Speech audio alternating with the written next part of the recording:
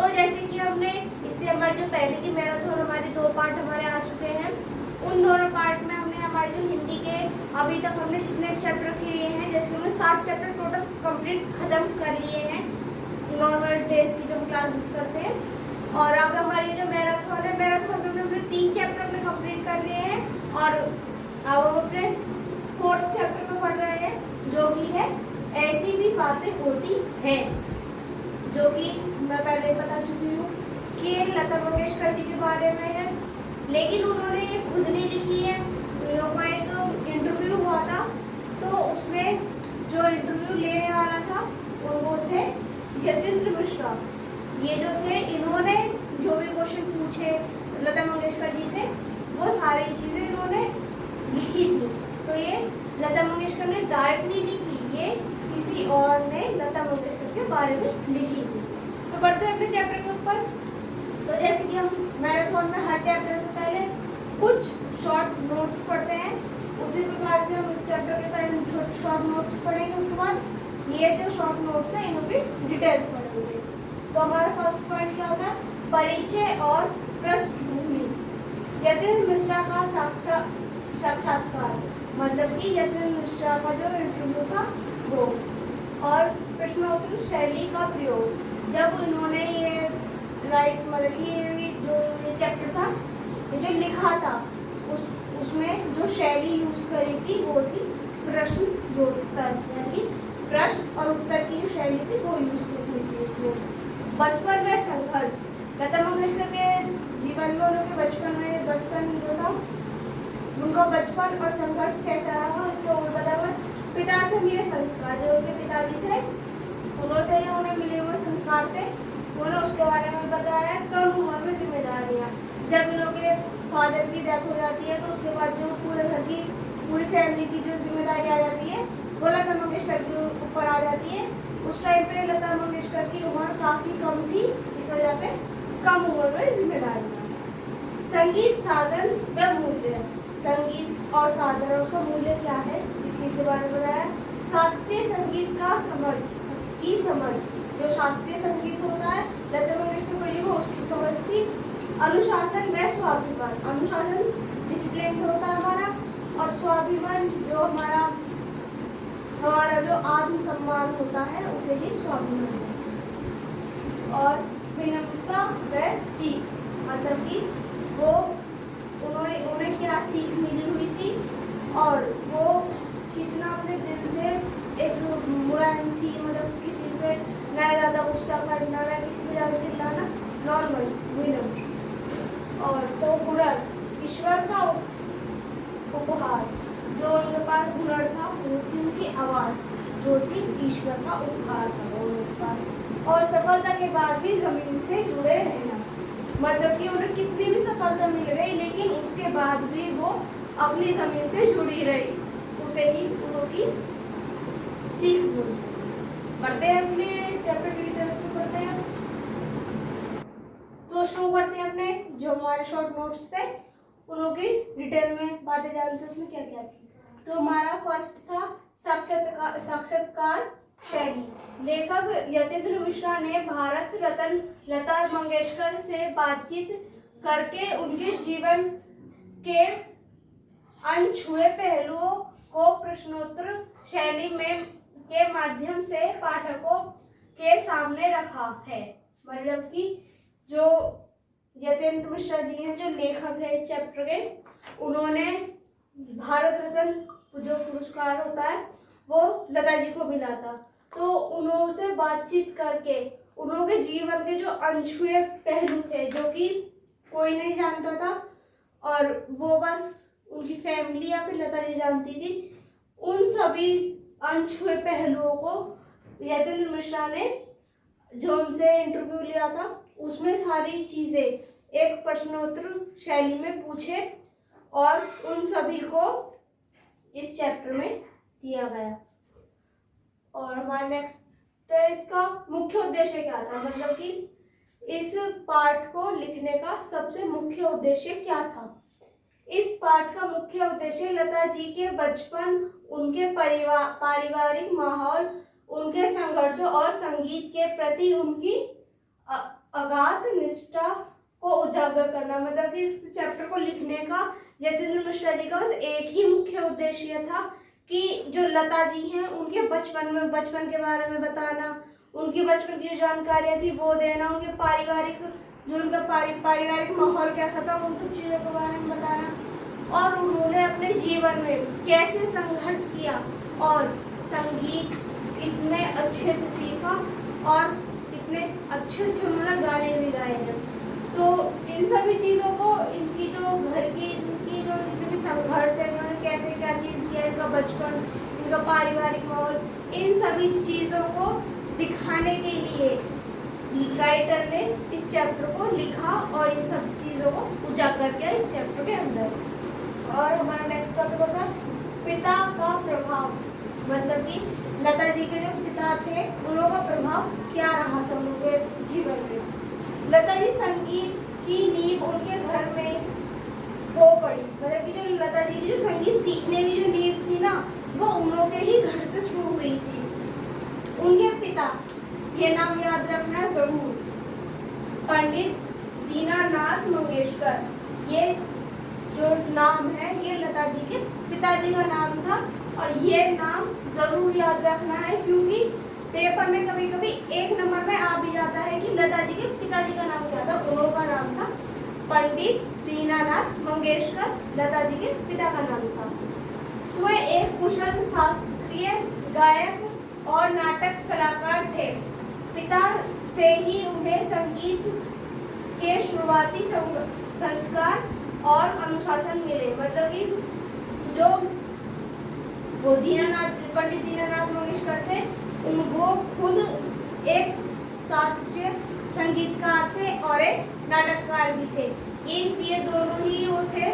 तो जो लता जी की जो शुरुआती संगीत सीखने की जो क्लासेस थी वो खुद उनके पिताजी ने सिखाया था उन्हें।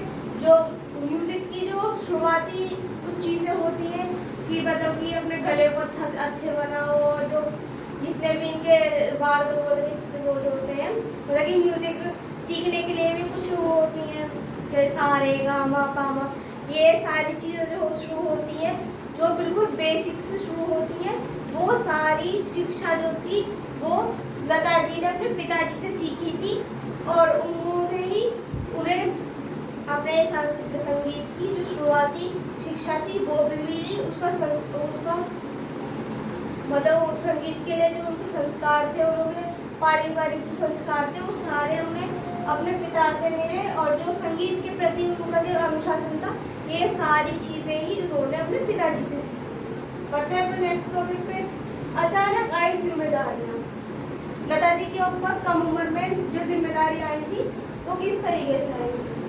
बहुत कम उम्र में ही पिता का साया सिर से उठ जाने के कारण परिवार की अधिक जिम्मेदारी लता जी के कंधों पर आ गई। उन्होंने बिना हिम्मत हारे बेहद कठिन परिस्थितियों में अपने करियर की शुरुआत की थी। मतलब कि जब लता जी की बहुत कम उम्र थी, उस टाइम पे उनके पिताजी का देहांत हो गया था। उसके बाद परिवार में सबसे बड़ी लता जी थी और उनकी मदर थी और उनके भाई बहन थे। इन सभी की जिम्मेदारी लता जी के कंधों पर आ गई और इन सारी जिम्मेदारियों को संभालते हुए, अपने परिवार को संभालते हुए, और जितने भी उनकी लाइफ में जितने भी संघर्ष है, कितनी भी कठिन परिस्थितियाँ, इन सभी चीज़ों का उन्होंने बेहद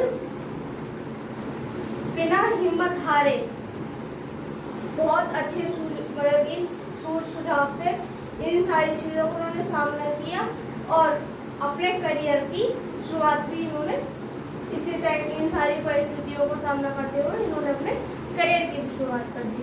बढ़ते हैं अपने नेक्स्ट टॉपिक्स पर। तो ये है हमारे इस चैप्टर के कुछ लास्ट टॉपिक्स।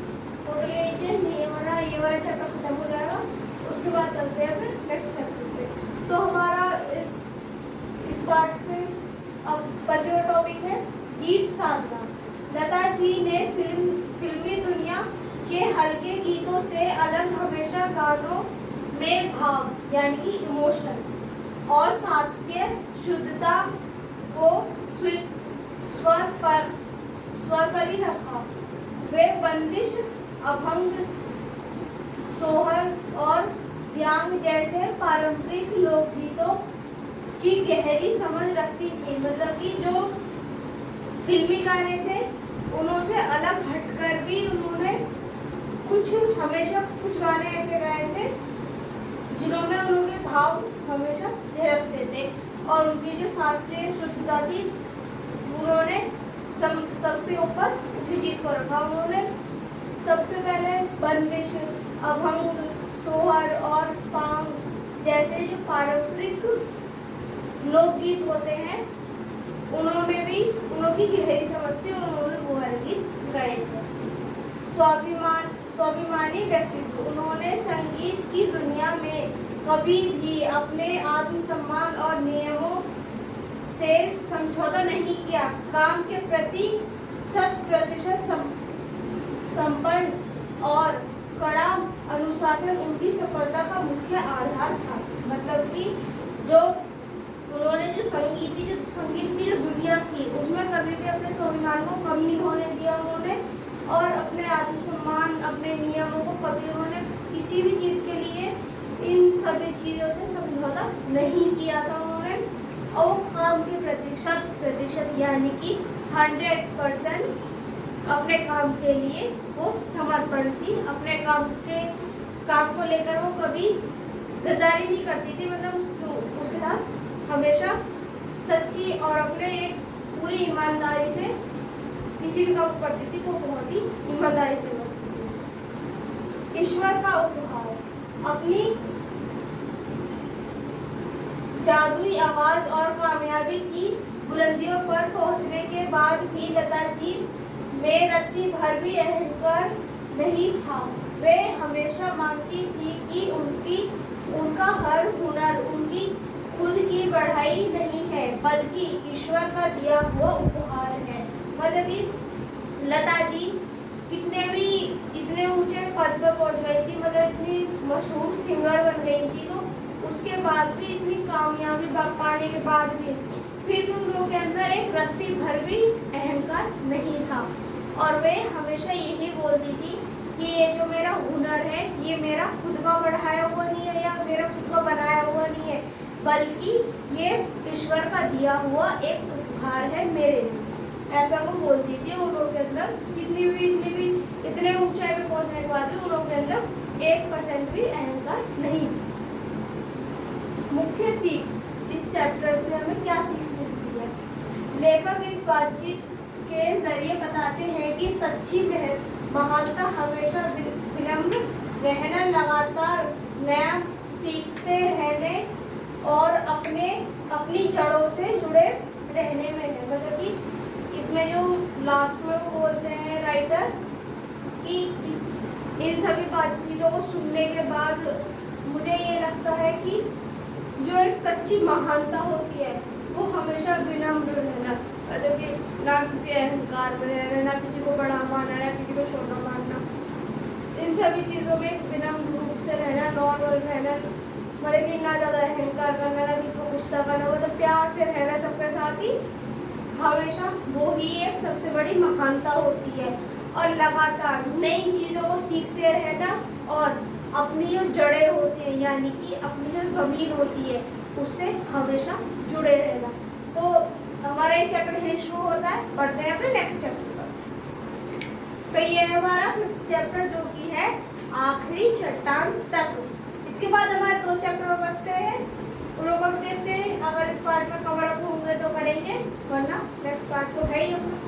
तो पढ़ते हैं अपने इस चैप्टर को, तो पहले कंप्लीट करना है फिर बाद में देखते हैं। तो हमारे इस चैप्टर का पहला पॉइंट है प्राकृतिक सौंदर्य। मतलब कि हमारा जो प्राकृतिक सौंदर्य है वो कैसा है। विवेकानंद चट्टान, जब राइटर हमारे वहाँ पर जाते हैं तो वहाँ पे उन्हें एक विवेकानंद चट्टान मिलती है जहाँ पे विवेकानंद जी ने बैठकर ध्यान किया था। 3 सागरों का मिलन, वहाँ पे जो 3 बड़े बड़े महासागर हैं उन तीनों का एक साथ मिलन होता है। सूर्यास्त का दृश्य, मतलब कि जब सूरज ढलता है उसका दृश्य कैसा था। रंगों का परिवर्तन, जो रंग थे वहाँ पे उनका परिवर्तन कैसा हो रहा था। सेंट हील का रोमांचक, जो सेंट हील थे उसका क्या रोमांचक था? सामाजिक यथार्थ, बेरोजगारी की मार, जीवन यापन संघर्ष। मतलब कि वहाँ पे जॉब्स नहीं थी, बेरोजगार थे लोग, वहाँ पे जो बेरोजगारी की बहुत ज़्यादा मार थी, मतलब वहाँ पे नौकरियाँ कम थी, इसलिए वहाँ पे बेरोजगार लोग ज़्यादा थे। जीवन यापन का संघर्ष, मतलब कि जब लोग बेरोजगार हैं तो वो अपनी फैमिली को कैसे चलाएंगे जब उन लोगों के पास पैसे ही नहीं है, तो ये जीवन यापन का संघर्ष है। जीवन दर्शन, मतलब कि जीवन का क्या दर्शन है? प्राकृतिक विशालता, मनुष्य की लघुता, ये दोनों है हमारे जीवन के दृश्य। पढ़ते हैं अपने पॉइंट्स को डिटेल में। तो यहाँ से हमारे 5वां चैप्टर शुरू होता है। हमारे 5वें चैप्टर का पहला टॉपिक है 3 सागरों का मिलन। मतलब कि जो जैसे मैंने आपको बताया था कि वहाँ पे 3 बड़े सागर एक साथ में आके मिलते हैं, वो कौन से ये भी देखते हैं। लेखक कन्याकुमारी पहुंचकर वहाँ के अद्वितीय प्राकृतिक वातावरण को देखते हैं, जहाँ याद रखना ये पॉइंट जरूर, जहाँ हिंद महासागर, अरब सागर और बंगाल की खाड़ी का मिलन होता है। ये तीनों नाम आपको बहुत ज्यादा याद रखने वाले हैं इस चैप्टर में, क्योंकि पेपर में पूछ लेते हैं कि वो कौन से 3 महासागर हैं जो उस सागर में आकर मिलते हैं या उस घाटी में आकर मिलते हैं। तो आपको बताना होगा हिंद महासागर, अरब सागर और बंगाल की खाड़ी, ये तीनों आकर कन्याकुमारी में मिलते हैं। ठीक है, नेक्स्ट पॉइंट पढ़ते हैं। विवेकानंद चट्टान, समुद्र के बीचों बीच स्थित विवेकानंद चट्टान, विवेकानंद रॉक यानी कि चट्टान को देखकर लेखक विस्मित हो जाते हैं। लहरें लगातार इस विशाल चट्टान से टकराकर सफेद झाग बनाती है, जो प्रकृति की असीम शक्ति का प्रदर्शन करती है। मतलब कि वहाँ पे जहाँ पे विवेकानंद जी ने ध्यान किया था, ध्यान मगन हो गए थे, वहाँ पे वो बैठ के, उस चट्टान का नाम है विवेकानंद रॉक यानी कि विवेकानंद चट्टान। वहाँ वो जब लेखक ने वो चट्टान देखी तो उस समय के लिए जो हमारे राइटर थे वो वहीं पर रुक गए और उसे देखने लगे बहुत ज़्यादा गौर से। लहरें लगातार आकर उस चट्टान से बहुत तेज से टकरा रही थी, क्योंकि बड़ी बड़ी लहरें थी, क्योंकि वो समुद्र के बीचों बीच थी, तो वहाँ पे तो लहरों का भाव ज़्यादा और भी ज़्यादा तेज होगा। तो वो लहरें बार बार आ रही थी और उस चट्टान को बार बार टकर रही थी उस चट्टान से, और वहाँ उसके साइडों में व्हाइट कलर का झाग बना रही थी वो लहरें। तो ये एक प्रकृति की असीम शक्ति का प्रदर्शन करती है। नेक्स्ट पॉइंट, सैंड हिल का रोमांच। मतलब सैंड हिल जो बड़े बड़े रेतीले पहाड़, मतलब कि रेतीले चट्टान सी होती है रेत की, उन्हें बोलते हैं सैंड हिल।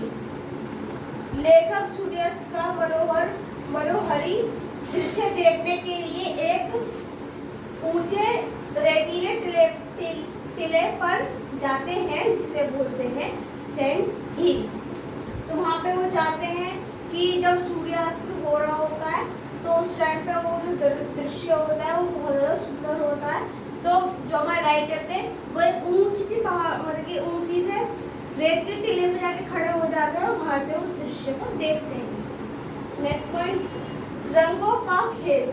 मतलब कि जब सूर्यास्त होता है तो उस टाइम पे जो सारे रंग, जो मतलब सूरज ढलता है तो वहाँ पे काफ़ी रंग होते हैं जो पानी में भी, ऊपर पानी में भी नज़र आते हैं, और पूरा ऑरेंज येलो कुछ टाइप हो जाता है ना। उन सारी चीज़ों का जो खेल, रंगों का जो खेल हो रहा था उसको एक्सप्लेन किया हुआ है।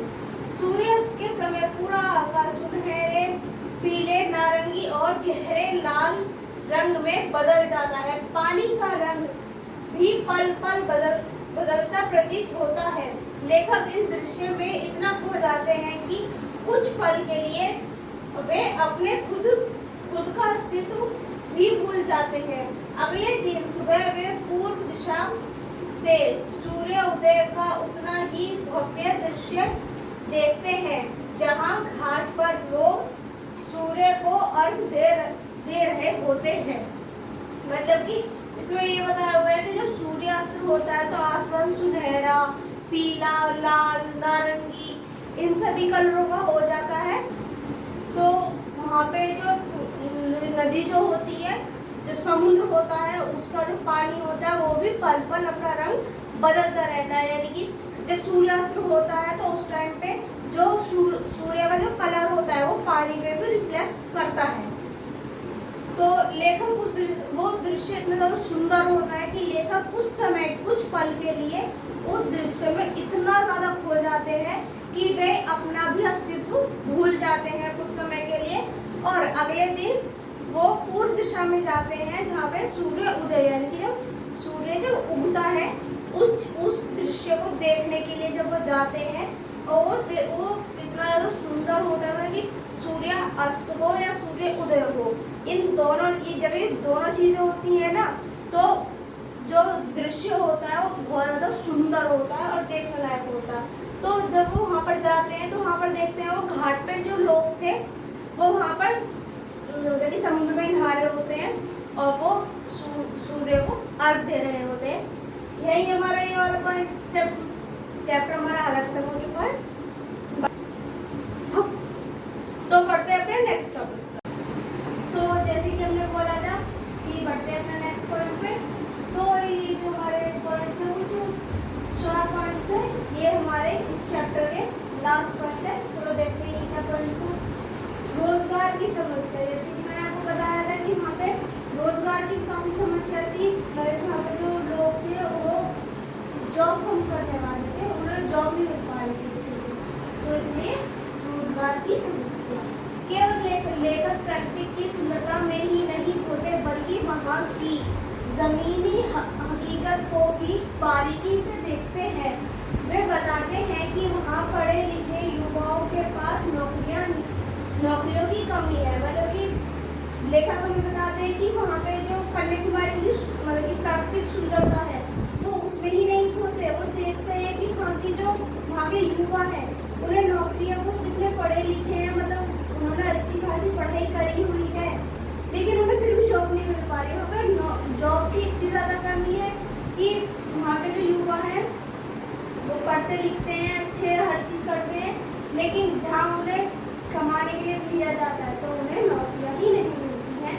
तो वहाँ पे रोज़मर्रा की जो चीज़ें होती हैं उन्हें लेने में भी बहुत ज़्यादा समस्या आती है, क्योंकि जब नौकरी नहीं है तो पैसे कहाँ से आएंगे। तो इन सभी चीज़ों को देखते हुए वहाँ पे जो युवा है उन पर नौकरियों की कमी है। नेक्स्ट पॉइंट, जीवन यापन का संघर्ष, मतलब कि जो जीवन अपना कैसे जीते थे उसके लिए क्या संघर्ष होता है। स्थानीय लोग और युवतियाँ पर्यटकों को शंख, मालाएं, चने या हस्तशिल्प की छोटी मोटी चीज़ें बेचकर किसी तरह अपना गुजारा करते हैं।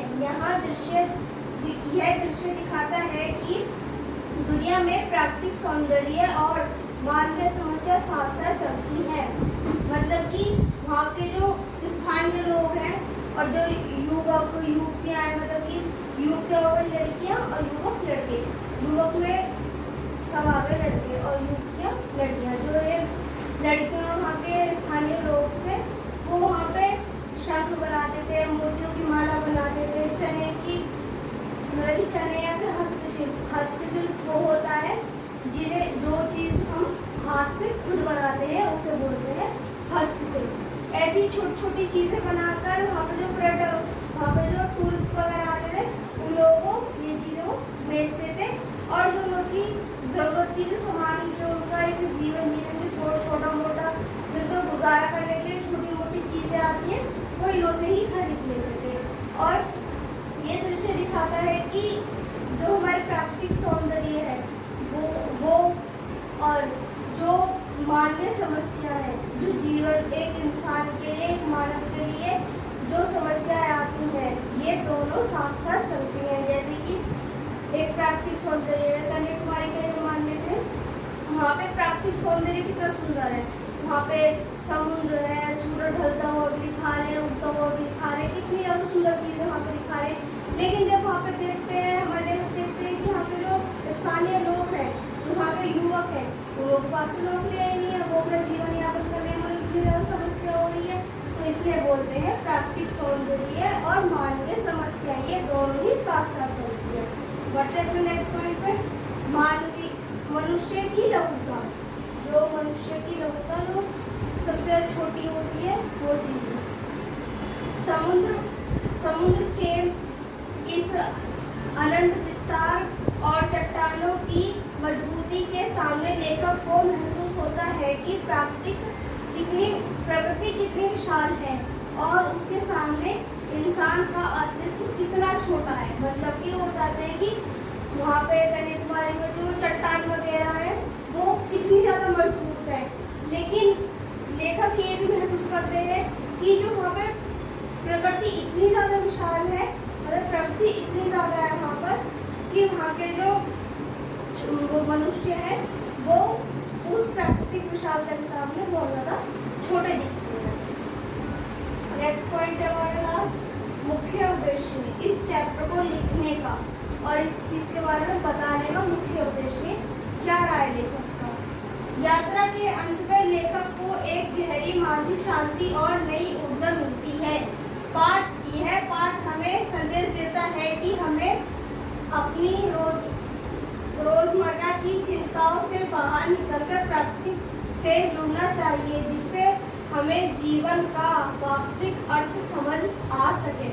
मतलब कि लेखक बताते हैं कि इस यात्रा के अंत में जो बताते हैं कि जब हम वहाँ से आते हैं तो हम तो प्राकृतिक सौंदर्य को देखते हुए उन्हें एक अलग ही शांति मिलती है और एक नई ऊर्जा प्राप्त होती है उन्हें। और ये पाठ हमें यही संदेश देता है कि हमारी जो मानवीय हमारी समस्या है, इन सभी को पीछे छोड़ते हुए हमें प्राकृतिक से भी जुड़ना चाहिए और हमें ये प्राकृतिक हमें एक जीने का, हमारे जीवन का वास्तविक अर्थ भी समझाती है। तो ये चैप्टर हमारा यही खत्म होता है। बढ़ते हैं नेक्स्ट चैप्टर पे। तो हमारा 6 चैप्टर है रीढ़ की हड्डी। जो एक लड़की थी उमा, राम स्वरूप, प्रेमा, गोपाल प्रसाद, शंकर, कुछ याद आया होगा। तो ये इसमें भी हमने कुछ 4 शॉर्ट नोट्स बताए। तो इसमें स्वागत की तैयारी, मतलब कि जो उमा होती है, उमा को देखने वाले आ रहे होते हैं, तो उसकी जब मतलब कि जो रिश्तेदार आ रहे होते हैं, उन लोगों की जो आने की तैयारियां हो रही थी वो किस टाइप से हो रही थी और हम डिटेल में पढ़ेंगे। हम लोग शॉर्ट में पढ़ लेते हैं। राम स्वरूप और प्रेमा, जो कि है उमा के माता पिता है राम स्वरूप और प्रेमा। उमा की उच्च शिक्षा को छिपाना। उमा जो है वो बहुत ही अच्छी पढ़ी लिखी लड़की है, तो उमा के जो माता पिता है राम स्वरूप और प्रेमा, ये दोनों ही उसकी उच्च शिक्षा को छिपाना चाहते हैं। किस लिए, ये भी आगे देखेंगे। दोहरी मानसिकता, जो मानसिकता जो पुराने टाइप की और 2 प्रकार की होती है, उसको बोलते हैं दोहरी मानसिकता। वो है गोपाल प्रसाद की शर्त। गोपाल प्रसाद कौन था, लड़के का पिता गोपाल प्रसाद।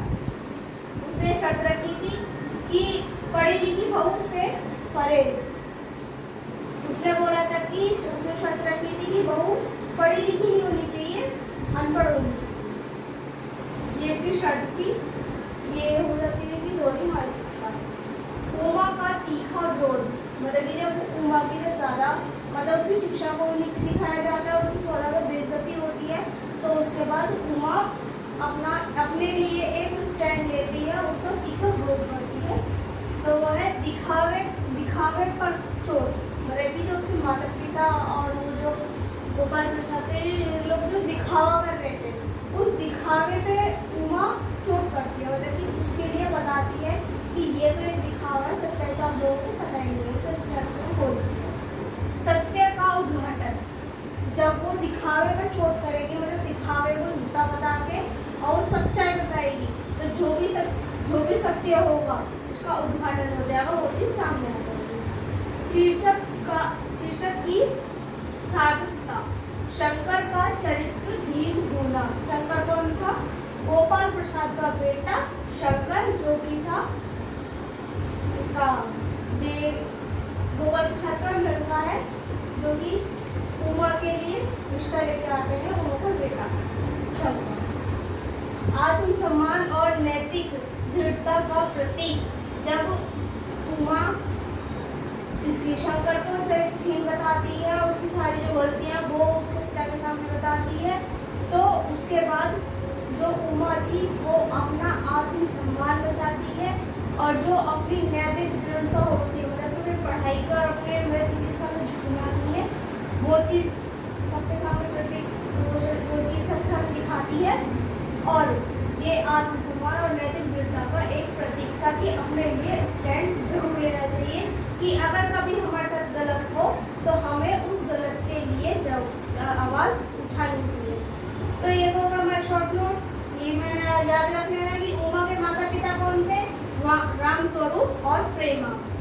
और गोपाल प्रसाद वो थे जो उमा को देखने के लिए आ रहे थे, वो थे गोपाल प्रसाद। गोपाल प्रसाद का जो बेटा है वो है शंकर, जो कि उमा को पसंद करने के लिए आते हैं, ये दोनों। तो यही हमारे शॉर्ट नोट होते हैं। अब पढ़ते हैं डिटेल्स पर। तो यहाँ से शुरू होता है हमारा रीड की हड्डी चैप्टर। तो इसका पहला पॉइंट क्या है हमारा, तैयारी का माहौल। मतलब जब रिश्तेदार आ रहे होते हैं तो उससे पहले की तैयारी होती है, उस टाइम में घर का माहौल कैसा होता है वो बताते हैं। नाटक की शुरुआत बाबू राम स्वरूप के घर से होती है। वे अपने नौकर रतन के साथ मिलकर अपनी बेटी उमा को देखने आने वाले मेहमानों के लिए बैठक सजा रहे हैं। मतलब कि जो एक ये नाटक होता है, इसकी जो शुरुआत होती है वो राम स्वरूप के घर से होती है, जहाँ पे वे अपने नौकर, जो राम स्वरूप है ये अपने नौकर के साथ गेस्ट हाउस, जो मेहमानों को बिठाने के लिए जो एक कमरा होता है उसे बोलते हैं गेस्ट हाउस। तो उसे अपने नौकर के साथ मिलकर वो उस गेस्ट हाउस को सजा रहे थे, क्योंकि उनकी जो बेटी है उमा, उसे देखने के लिए लड़के वाले आ रहे थे, इसलिए उसको वो सजा रहे थे बैठक को। बढ़ते हैं नेक्स्ट पॉइंट पे, सच्चाई को छिपाना। उमा बीए पास है, लेकिन समाज की दकियानुसी सोच के कारण राम स्वरूप और उनकी पत्नी प्रेमा लड़के वालों से यह बात छिपाते हैं। वे तय करते हैं कि वे उमा की पढ़ाई केवल मैट्रिक, जो होती है 10वीं पास तक ही बताएंगे, क्योंकि लड़के वाले ज़्यादा पढ़ी लिखी बहू नहीं चाहते हैं। तो इसमें जो सच्चाई को छिपाना है कि जो लड़की है उमा, वो तो है बीए पास, लेकिन जो हमारा जो समाज है उसकी दकियानुसी बातें होती हैं, इन सभी के कारण जो राम स्वरूप और उसकी पत्नी प्रेमा है, ये दोनों एक डिसीजन लेते हैं कि हम अपनी बेटी को बस मैट्रिक पास यानी कि 10वीं पास बताएंगे, क्योंकि जो लड़के वाले हैं उन्हें जो लड़की है वो कम पढ़ी लिखी चाहिए। तो गलत बात है। आगे देखते हैं क्या चलता है। मेहमानों का परिचय। जब अब मेहमान आ जाते हैं उनके घर पे, उस टाइम पे जो राम स्वरूप होते हैं वो उन सबका परिचय देते हैं। राम स्वरूप के घर बाबू गोपाल प्रसाद और उनका बेटा शंकर आते हैं। ये दोनों ही आते हैं, गोपाल प्रसाद और उनका बेटा शंकर। गोपाल प्रसाद पेशे से वकील है और उनका बेटा शंकर मेडिकल की पढ़ाई कर रहा है। मतलब तो जो गोपाल प्रसाद है वो पेशे से लॉयर है और जो उनका बेटा है शंकर वो मेडिकल की पढ़ाई कर रहा है, यानी कि वो डॉक्टर बनेगा। अब बढ़ते हैं आगे।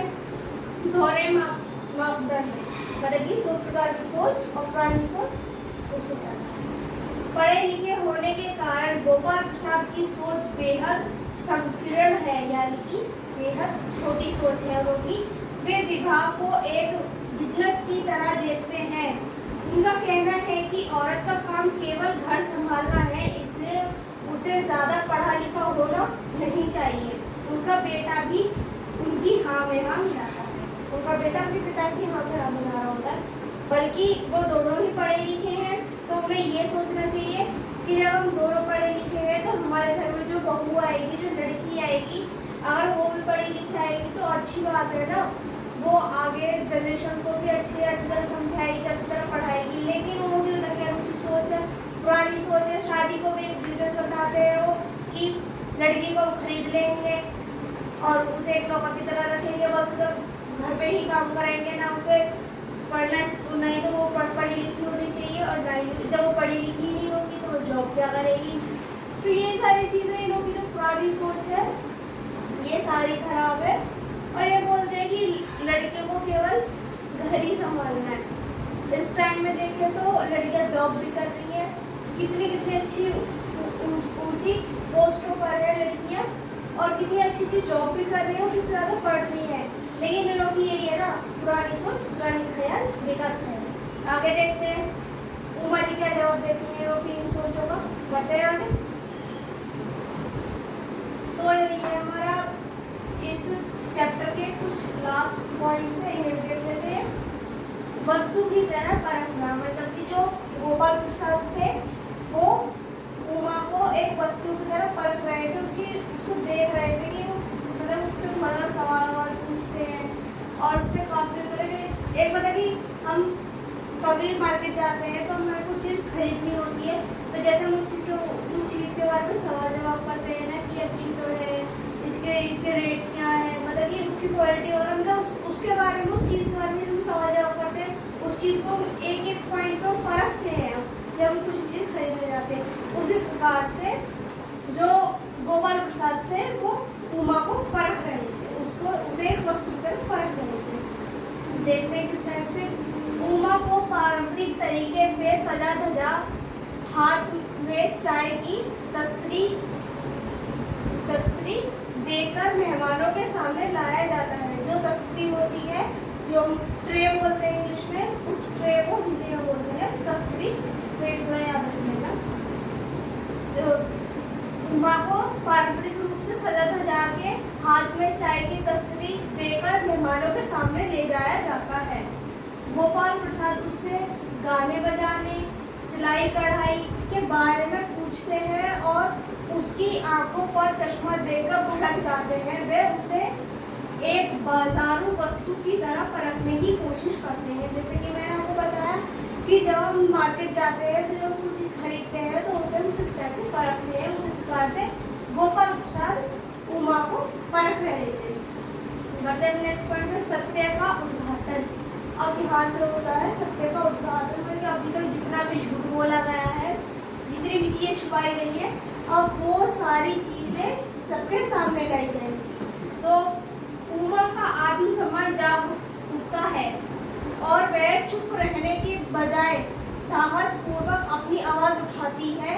वह गोपाल प्रसाद से कहती है कि लड़कियां कोई मेज कुर्सी या भेड़ बकरी नहीं होती हैं, उनकी मर्जी के बिना उन्हें खरीदा या परखा जाए। वह अपनी उच्च शिक्षा की बात गर्व से सबके सामने बताती है।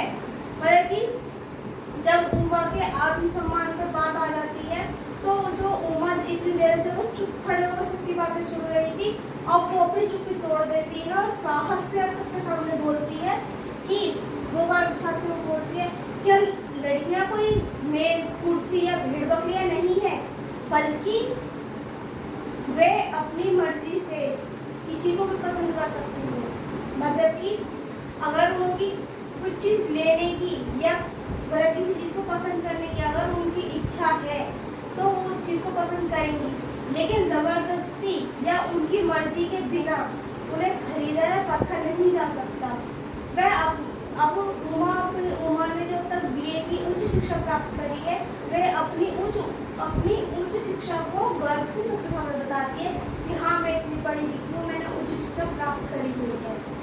तो इसलिए बोलते हैं कि एक लड़की का पढ़ा लिखा होना बहुत अच्छी बात होती है, और हमेशा पढ़ना ही सबके सामने हमें एक मतलब हमारी एक पढ़ाई है जो हमें एक ऐसी हिम्मत प्रदान करती है कि हम किसी के सामने बोल सकते हैं। अगर कोई हमारे लिए कोई गलत फैसले ले रहा है या हमारे साथ कोई ज़बरदस्ती कर रहा है, तो अगर हम पढ़े लिखे होंगे तो हम उस ज़बरदस्ती या उस गलत फैसले के खिलाफ अपनी आवाज़ उठा सकते हैं। लेकिन अगर जैसे कि कुछ लड़कियां होती हैं नहीं पढ़ पाती हैं या उनके पेरेंट्स सपोर्ट नहीं कर पाते कि वो उन्हें पढ़ा सके, तो वो लड़कियां उनका अगर कुछ गलत भी हो रहा हो तो बेचारी कुछ नहीं बोल पाती है। लेकिन जो पढ़ी लिखी लड़कियां होती हैं वो अपनी आवाज़ उठाती हैं और अपने हक के लिए वो लड़ती हैं। इसलिए सब बोलते हैं कि लड़कियों का हमेशा अच्छा पढ़ा लिखा होना चाहिए। इसलिए हम सब भी पढ़ ही रहे हैं, मैं खुद पढ़ रही हूँ अभी। तो आगे देखते हैं अपने नेक्स्ट पॉइंट पर। हमें पढ़ते रहना चाहिए। कभी भी पढ़ाई हमें पीछे नहीं घसीटती, बल्कि पढ़ाई हमें आगे बढ़ने के लिए पुश करती है, हमें एक ऊंचाई पे लेके जाती है हमारी पढ़ाई। इसलिए अब यहाँ पे उमा ने अपने अपने गर्व से बताया कि हाँ मैंने उच्च शिक्षा प्राप्त करी हुई है, और वो अपने जो उसके साथ जो गलत हो रहा था उसकी मर्जी के खिलाफ जो फैसले लिए जा रहे थे, वो उन सभी फैसलों के खिलाफ अपनी आवाज़ उठाती है और अपने हक के लिए हो जाती है। बढ़ते हैं अपने नेक्स्ट पॉइंट पे। शंकर की अश्लीलता। अब वो शंकर के बारे में बताती है कि मतलब शंकर का चरित्र कैसे अच्छा नहीं है, वो बताती है। उमा गोपाल प्रसाद के सामने उनके बेटे शंकर की पोल खोल देती है। वह बताती है कि शंकर का अपना कोई अस्तित्व नहीं है। पिछली फरवरी में वह लड़कियों के हॉस्टल के पास चक्कर लगाते हुए पकड़ा गया और अपमानित होकर वहां से भगाया गया। मतलब कि जो उमा है वो गोपाल प्रसाद के सामने उसके बेटे की शंकर था उसकी पोल खोल देती है कि इसकी शंकर का कोई अपना कोई अस्तित्व नहीं है, बल्कि पिछली जो फरवरी गई है उस फरवरी में जो ये शंकर है उसे गर्ल्स हॉस्टल के पास चक्कर लगाते हुए पकड़ा गया था और उसे वहां से अपमान करके वहां से भगाया गया था। अब रीढ़ की हड्डी का अर्थ, रीढ़ की हड्डी का जो मेन अर्थ है अब वो देखते हैं। उमा कहती है कि शंकर के पास ना तो शारीरिक रूप से सीधी बैठने की क्षमता है और ना ही उसका कोई चरित्र या आत्मसम्मान है। यह मतलब ये बताती है कि जो शंकर है वो थोड़ा कमर से भी झुका हुआ है, मतलब उसकी जो रीढ़ की हड्डी है वो बिल्कुल स्ट्रेट नहीं है, वो थोड़े झुक के चलते हैं। जिसकी हमारे बुजुर्ग लोग होते हैं मतलब कि अपने उनके एज हो जाती है जिसमें उन लोग की जो रीढ़ की हड्डी होती है वो सीधे रहने में थोड़ी उन लोग की हड्डियाँ दर्द करती है, तो वो इस वजह थोड़े झुक के चलते हैं। उसी प्रकार से जो शंकर था वो भी झुक के चलता था, लेकिन उसकी एज वही थी 24-25 साल होगी शायद। वो ये बोलती है कि शंकर के पास ना तो कोई आत्मसम्मान है ना अपना कोई चरित्र है, और ये तो अपने शारीरिक रूप से भी सीधा नहीं बैठ सकता, इस टाइप से वो बोलती है। और यहाँ रीढ़ की हड्डी नैतिक दृढ़ता, साहस और मजबूत चरित्र का प्रतीक है। उमा के इस तरीके और सच्चे प्रहार के बाद गोपाल प्रसाद और उनका बेटा शर्मिंदा होकर वहाँ से चले गए। जब उमा ये सारी चीज़ें बता देती है और उसको शंकर को कितना ज़्यादा सुनाती है, तो उसके बाद वहाँ से गोपाल प्रसाद और उसका बेटा शंकर वो दोनों वहाँ से शर्मिंदा होकर चले जाते हैं। तो इसमें यही बताया हुआ है कि जो रीढ़ की हड्डी होती है वो हमारे शारीरिक रूप से ही नहीं बल्कि हमारी जो पढ़ाई लिखाई होती है और जो हम शिक्षा प्राप्त करते हैं वो भी हमारे रीढ़ की हड्डी होती है। तो इसमें ये बताया हुआ है कि अपनी नैतिक दृढ़ता, अपना एक साहस, अपना चरित्र मजबूत बनाया कर अपने आत्मसम्मान पर कभी ठेस न पहुँचने दो। ये इस चैप्टर में पूरे बताया हुआ था। यहाँ हमारा ये रीढ़ की हड्डी चैप्टर पूरा खत्म हो चुका है। बढ़ते हैं नेक्स्ट चैप्टर। तो ये है इस मैराथन का लास्ट चैप्टर जो कि है मैं और मेरा देश। ये मतलब कि अभी तक हमने जो हिंदी के चैप्टर पढ़े हैं उसका ये लास्ट चैप्टर है, इस मैराथन का भी ये लास्ट चैप्टर है। तो फटाफट से इस चैप्टर को खत्म करते हैं और अपनी मैराथन खत्म। देखते हैं इस चैप्टर में क्या है। तो हमारा फर्स्ट पॉइंट है व्यक्ति और देश का संबंध, नागरिक आचरण, देश की प्रतिष्ठा और मैं और देश अभिन्न। मतलब कि मैं और देश ये दोनों अलग अलग नहीं। जापानी युवक का प्रेरक उदाहरण, स्वामी राम तीर्थ और फल, मतलब कि जब इसमें बताया हुआ था कि जब ये स्वामी राम तीर्थ ये जब तीर्थ यात्रा पर गए थे तो ये जापान में गए थे, तो वहाँ के युवक ने इन लोगों को फल की टोकरी दी थी और उन्हें ये बोला था कि अगर कि अपने देश जब आप जाओ तो मैं ये चाहता हूँ कि आप वहाँ जाकर मेरे देश की बुराई ना करो। तो ये उस युवक का एक उदाहरण है। श्रेष्ठ राष्ट्रीय भक्ति का प्रतीक, मतलब कि अपने देश के प्रति श्रेष्ठ और अपनी राष्ट्रीय भक्ति को दिखाना। हमारा नागरिक आचरण, स्वच्छता और सार्वजनिक संपत्ति की रक्षा, अनुशासन और श्रेष्ठ व्यवहार। और लास्ट पॉइंट है हमारा मुख्य संदेश व निष्कर्ष। देश केवल जमीन का टुकड़ा नहीं है, आचरण से देश को महान बनाना। ये कुछ हमारे टॉपिक से, जैसे हम उसमें पढ़ते थे कि पहले शॉर्ट नोट्स पढ़ेंगे, उसके बाद हम डिटेल्स में पढ़ेंगे। तो हमने शॉर्ट नोट्स तो पढ़ लिए हैं, अब पढ़ते हैं इसकी डिटेल्स पर। तो चलते हैं इसकी डिटेल्स पर।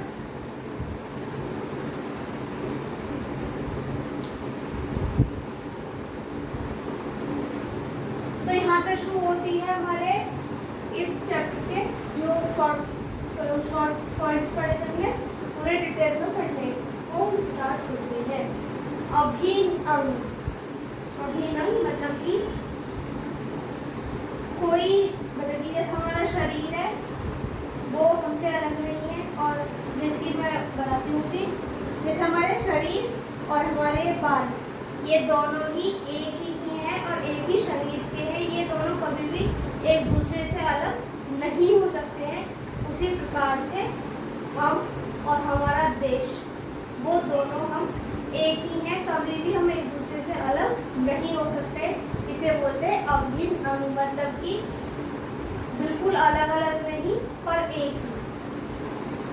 लेखक बताते हैं कि कोई भी नागरिक अपने देश से अलग नहीं है। व्यक्ति और देश का संबंध शरीर और उसके अंगों जैसा होता है। जैसे कि मैंने अभी आपको बताया कि शरीर और शरीर के अंग ये दोनों एक ही हैं।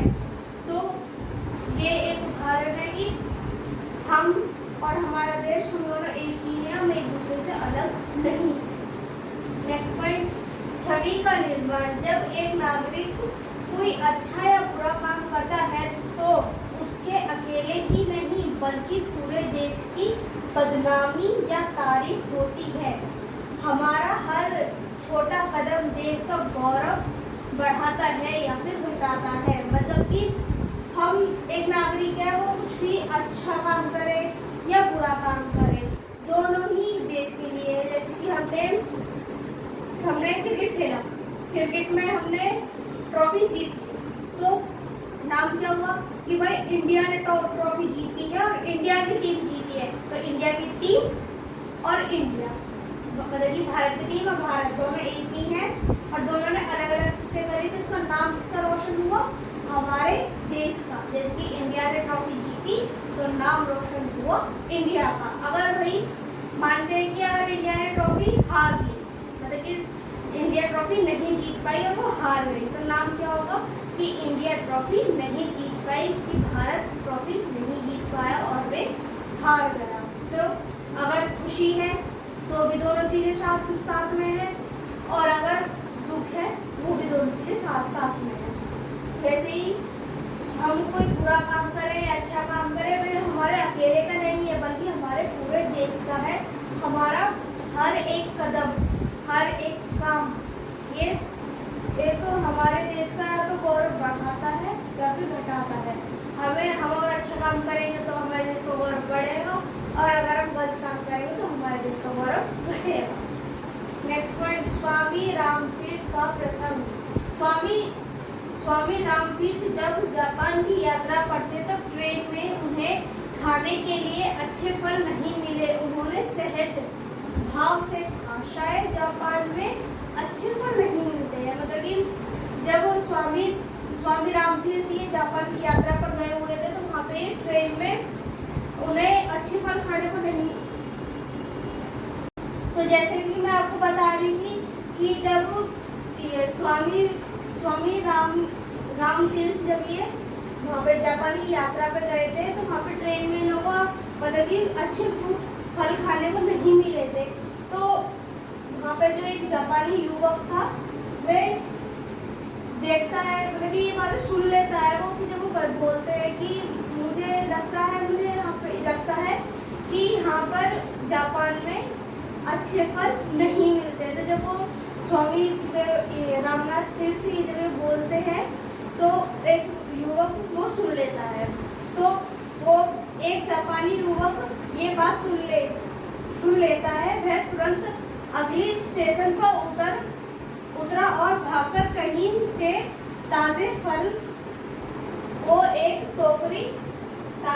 की एक टोकरी ले आया। उसने वह फल स्वामी जी को भेंट किए। जब स्वामी जी ने पैसे देने चाहे तो उसने मना कर दिया और कहा यदि आप मूल्य ही देना चाहते हैं तो अपने देश जाकर किसी से यह मत कहना कि जापान में अच्छे फल नहीं मिलते हैं। इस जापानी युवक ने अपने एक छोटे से कार्य से अपने देश का सम्मान बचा लिया। मतलब कि जो एक जापानी युवक इस बात को सुन लेता है कि जब स्वामी जी बोलते हैं कि शायद जापान में अच्छे फल नहीं मिलते, जब ये बात सुन लेता है तो अगले स्टेशन पे वो युवक उतरता है और भाग के जाके कहीं से फ्रेश मतलब कि ताजे फल लेके आता है। फल की एक टोकरी लाता है और स्वामी जी को भेंट करता है। जब स्वामी जी उस भेंट की जब उन फलों को जब वो पैसे देना चाहते हैं, तो वो युवक बोलता है कि इन पैसों को मुझे मत दो, और अगर आप देना ही चाहते हैं तो आप एक काम करना कि जब आप अपने देश जाओ वापस, तो वहाँ जाके ये मत कहना कि जापान में अच्छे फल नहीं मिलते हैं।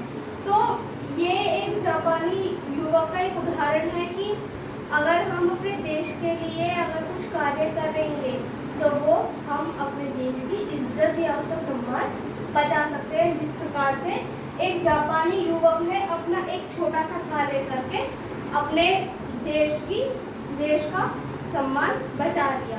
तो बढ़ते हैं अपने नेक्स्ट पॉइंट पर। तो शुरू करते हैं इस चैप्टर के लास्ट टॉपिक। तो हमारा पहला टॉपिक है दैनिक जीवन की गलतियां। लेखक हमारे उन छोटे छोटे आचरणों पर ध्यान खींचते हैं कि जो देश सौंदर्य और छवि को नुकसान पहुंचाते हैं। मतलब कि जो हमारे लेखक हैं वो हमें हमारी छोटी छोटी गलतियों को बताते हैं कि हम हमारे देश की जो सौंदर्य है उसकी छवि को कैसे नुकसान पहुंचाते हैं। जैसे कि हम कहीं गंदगी ज़्यादा फैलाते हैं और मतलब कि किसी भी नियम किसी का अनुशासन से नहीं रहते हैं, कहीं भी कुछ भी अपनी मर्जी से कर रहे हैं। तो इन सब चीज़ों से हम अपने देश की छवि को और उसके सौंदर्य को हम नुकसान पहुंचाते हैं। यही देखने को हम बताना चाहते हैं। सेकेंड टॉपिक है हमारा अशिष्ट व्यवहार। उदाहरण के लिए सड़क या चलती ट्रेन में केला खाकर छिलका फेंक देना, सार्वजनिक स्थान, पार्क, बस, ऐतिहासिक धरोहर पर गंदगी फैलाना या दीवारों पर अपना नाम लिखना, कतार तोड़कर आगे बढ़ने की कोशिश करना। लेखक कहते हैं कि ऐसी हरकतें करके हम अपने देश के आत्मसम्मान को ठेस पहुंचाते हैं। जैसे कि हम कहीं भी जाते हैं, जैसे हम सड़क पर चल रहे होते हैं या फिर ट्रेन वगैरह किसी से जाते हैं, तो हम कुछ भी अगर हमने कुरकुरे खाए तो उसका रैपर हमने वहीं फेंक दिया, या हमने केला खाया तो उसका छिलका हमने वहीं फेंक दिया। तो हम अपनी सड़कों को, ट्रेनों को, मतलब हमारे जो सार्वजनिक स्थान है उन सभी को गंदा करते हैं। ये बल्कि हमें उन सब चीज़ों को साफ रखना चाहिए, लेकिन हम उसका उल्टा करते हैं, उसको गंदगी पहुँचाते हैं। और दीवारों पे अपना नाम लिखना, और जैसे कि किसी भी सरकारी काम के लिए अपनी हर चीज़ के लिए एक लाइन लगती है, एक बड़े डिसिप्लिन में सब लोग खड़े होते हैं और एक ही तरह सबका काम होता है। सब ये सोचते हैं कि लाइन तोड़कर हम आगे पहुंच जाएं, या हमसे आगे अगर कोई है तो हम जल्दी हर चीज़ को जल्दी करने के लिए हम सारे नियम कानून सब तोड़ने के लिए खुश रहते हैं। इसी वजह से कि जैसे लाइन लगी होती है। अब जैसे कि हम राशन की दुकान पे जाते हैं, वहाँ पे लाइन लगती है, तो राशन लेने के लिए कुछ लोग ऐसा करते हैं कि उस लाइन को तोड़कर आगे चले जाते हैं ताकि हमें जल्दी सम्मान मिल जाए। इसलिए लेखक कहते हैं कि ऐसी हरकतों को करके हमारा जो देश है हम उसके सम्मान को ठेस पहुंचाते हैं और कुछ नहीं करते, अपने देश का नुकसान ही करते हैं। बढ़ते हैं अपने नेक्स्ट टॉपिक पर। हमारा नेक्स्ट पॉइंट है देश की वास्तविक परिभाषा, मतलब कि हमारा कोई भी देश है उसकी वास्तविक परिभाषा क्या होती है। लेखक कन्हैयालाल मिश्रा प्रभाकर कहते हैं कि देश केवल एक जमीन का टुकड़ा या सीमाओं का निशान नहीं है। देश वह वहाँ के लोगों की सामूहिक शक्ति, उनकी संस्कृति और उनके व्यवहारों से बनता है। मतलब कि एक जो देश है वो एक जमीन का टुकड़ा या फिर दो देशों को या फिर दो सीमाओं को अलग करने का कोई निशान नहीं है वो, बल्कि जो एक देश बनता है वो वहाँ की जनता का, वहाँ के लोगों की एकता का, जो लोग सब साथ में मिलकर रहते हैं, एक सामूहिक शक्ति के रूप में रहते हैं, उससे बनता है, उनकी संस्कृति से बनता है और उनके जो व्यवहार होते हैं, उनकी जो मतलब कि हर डे की उसकी जो उनकी आदतें होती हैं, उनके व्यवहार होते हैं कि एक दूसरे से बातचीत करना और हर किसी का दुख सुख बांटना, इन सब चीज़ों से एक देश बनता है। तो लास्ट में सीख, इस पूरे चैप्टर से हमें क्या सीख मिलती है और हमें क्या सीखने को मिलता है। यह पाठ हमें यह गहरी सीख देता है कि देशभक्ति दिखाने के लिए केवल युद्ध के मैदान में जाना जरूरी नहीं है। अपने दैनिक जीवन के अनुशासन का पालन करना, स्वच्छता रखना और दूसरों के प्रति श्रेष्ठ व्यवहार रखना भी सच्ची देश सेवा है। मतलब कि इसमें राइटर बताते हैं कि इस पूरे चैप्टर को पढ़ने के बाद हमें ये सीख मिलती है कि हमें अगर अपनी देशभक्ति दिखानी है तो ज़रूरी नहीं होता कि अपनी देशभक्ति दिखाने के लिए युद्ध के मैदान में जाना ज़रूरी हो, ये ज़रूरी नहीं है।